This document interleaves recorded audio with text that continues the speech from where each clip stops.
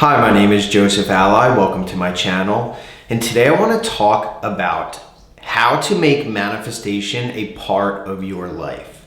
So this is something that I've heard a lot of conflicting ideas about, in the sense of how manifestation should be used, how it should not be used, how it works in the first place, and if we actually can stop manifesting or if we're always manifesting.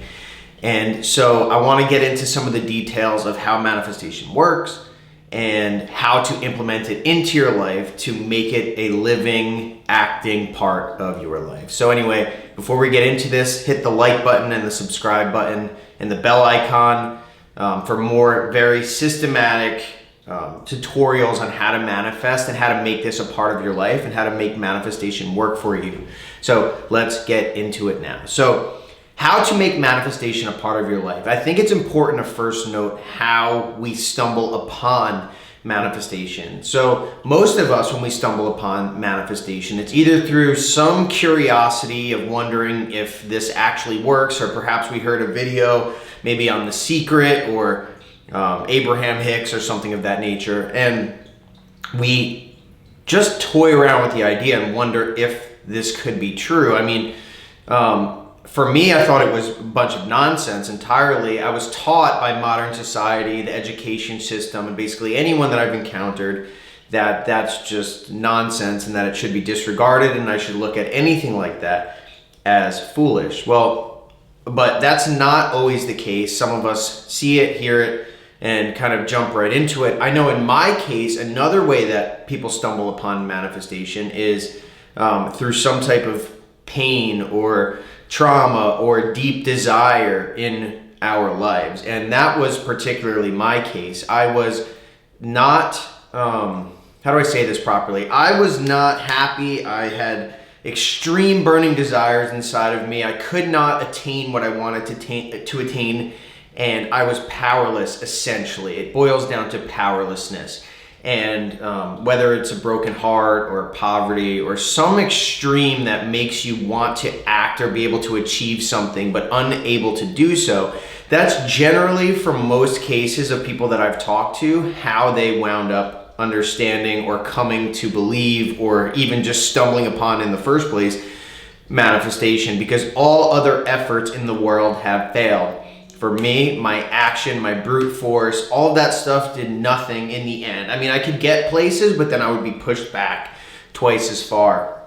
So manifestation generally is the solution to all problems, and it boils down to how manifestation works in the first place. So we think, at least a lot of individuals that I've talked to, including myself, that when I first stumble upon manifestation, that it's some tool that I can utilize when I need to, that might work to get me my desires, right? Again, it sounds like magic, but the idea was that I'm living a life, and it's possible that sometimes during that life, if I have a sincere or deep desire, then there's a slight chance that this power might work to manifest for me the thing that I want.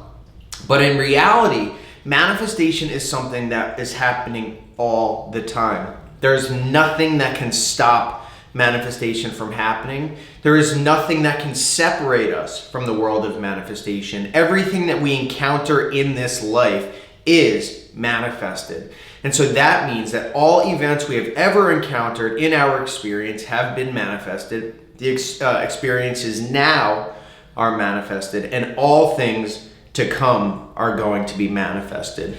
And that's a startling or shocking revelation, because if you think about it, that means that we are the ones in control of our life. That means that all of this time in the past that I thought that I had no power, I was actually manifesting having no power.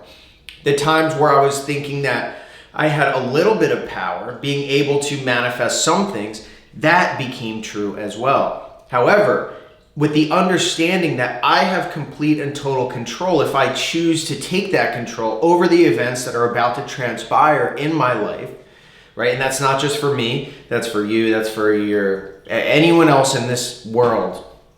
Then if we can seize control, then we can deliberately manifest the exact world that we desire to manifest. Now, so in essence, everything that we experience, we have power over. And so this is hard to believe, obviously, at least for people who have not been in manifesting for quite some time. But by simply putting it to the test and by implementing manifestation in your day-to-day life, you can begin to fully live a manifestation lifestyle, right? So that's what I choose to do. I live a manifestation lifestyle because there is no other way. Whether or not I want to manifest, my thoughts are going to manifest what is in the contents of my mind.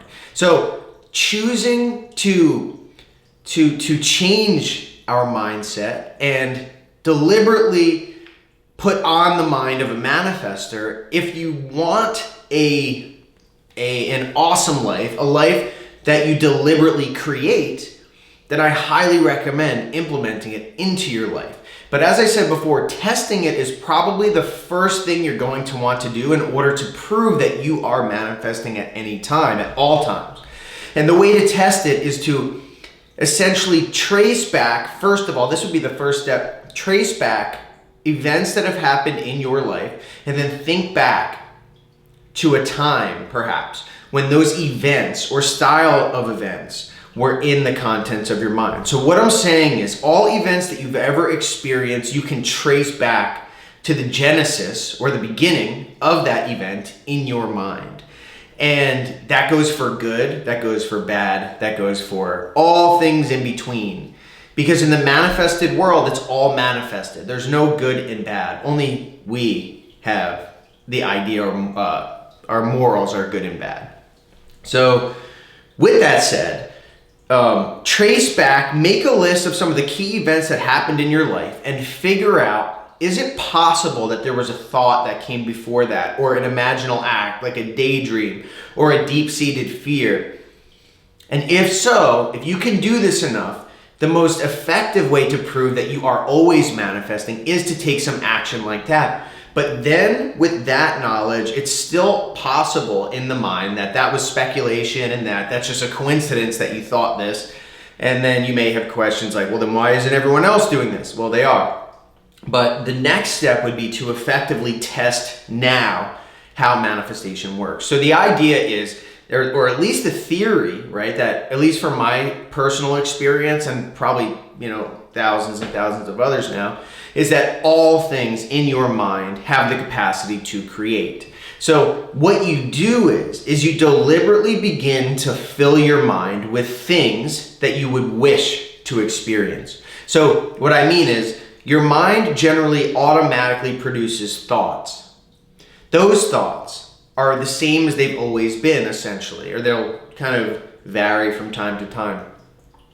But what we want to do here is completely change our thoughts, basically replace our thoughts, design our thoughts to be exactly what we want so that we can begin to see the change that unfolds in the world. So it's not going to take a long time to do this. If you can successfully change even a small portion, like 10 to 20% of the words that are the inner conversations that you have with yourself, you will begin to see different things unfold in the world. So if you say things to yourself like, amazing things are happening to me, or I feel great all the time, or I have the best friends, or money comes to me easily and effortlessly. Now, I don't know about you, but before I figured out how to manifest, that type of stuff was not on my mind because it wasn't true, right? It wasn't true that these things weren't happening, so I didn't have those thoughts. But in reality, it's the opposite. If we could switch the contents of our mind first, then the outpicturing of that will manifest on the screen of space. So even though maybe at the moment,